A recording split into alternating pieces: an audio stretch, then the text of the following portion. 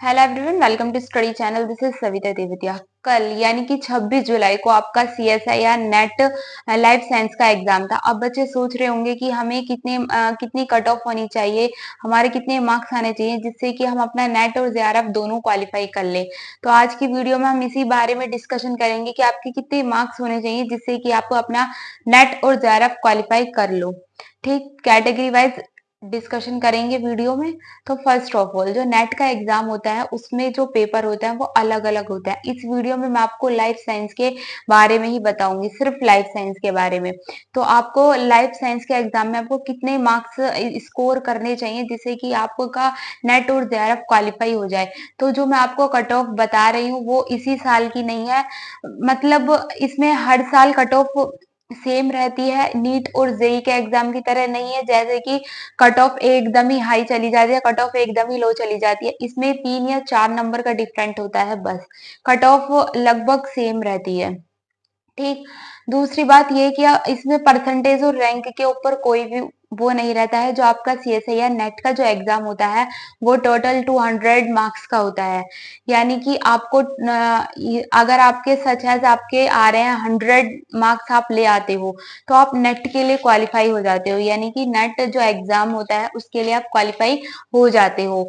अब पर आपको इस फेलोशिप और रिसर्च के लिए मौका नहीं मिल सकता। आप बस लेक्चरशिप के लिए क्वालिफाई होते हो, जेआरएफ के लिए क्वालिफाई नहीं होते।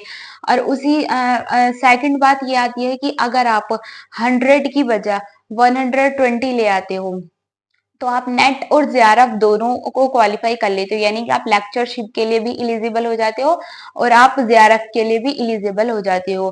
जेआरएफ का मतलब क्या होता है? Junior research fellowship. ठीक है, तो यानी कि आपको फेलोशिप भी प्रोवाइड होती है। अगर आप 100 की बजाय 120 स्कोर कर लेते हो तो आप वो मतलब आप नेट वाली लाइन में भी जा सकते हो और आप जेआरएफ भी क्वालिफाई कर लेते हो। नेट और जेआरएफ दोनों क्वालिफाई कर लेते हो, आप लेक्चरशिप के लिए भी एलिजिबल हो जाते हो और आप अपनी फेलोशिप के लिए भी एलिजिबल हो जाते हो, रिसर्च के लिए एलिजिबल हो जाते हो। ठीक। तो अगर आप नेट क्वालिफाई करते हो तो आपके रिजल्ट में केवल आपका नेट क्वालिफाई लिखा हुआ आएगा। अगर आप नेट और जेआरएफ दोनों क्वालिफाई करते हो तो आपके रिजल्ट में नेट और जेआरएफ दोनों का ही लिखा हुआ आता है। ठीक है। अब हम बात करते हैं कि कट ऑफ कितनी होनी चाहिए। अगर आप जर्नल से हैं तो आपकी 95 से 100 तक होनी चाहिए। आपकी कट ऑफ जो होनी चाहिए वो 95 से 100 तक होनी चाहिए।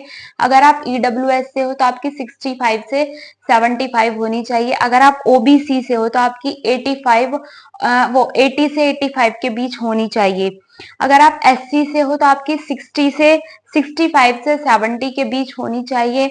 अगर आप एसटी से हो तो आपकी 60 से 65 तक होनी चाहिए। अगर आप पीडब्ल्यूडी कैंडिडेट हो तो आपके 50 से 55 के बीच आपकी रैंक होनी चाहिए। यानी कि आपकी कट ऑफ होनी चाहिए, रैंक नहीं कट ऑफ। मैंने आपको पहले बताया कि इसमें रैंक और परसेंटेज की कोई जरूरत नहीं होती है, इसमें जो होती है वो कट ऑफ। यानी कि अगर आपकी इतनी कट ऑफ है तो आप नेट के लिए क्वालिफाई होते हो।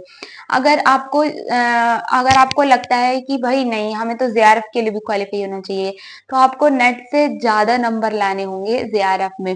ठीक है। अगर आप जेआरएफ को क्वालिफाई करना चाहते हो तो उसकी भी कैटेगरी वाइज कट ऑफ सुन लो।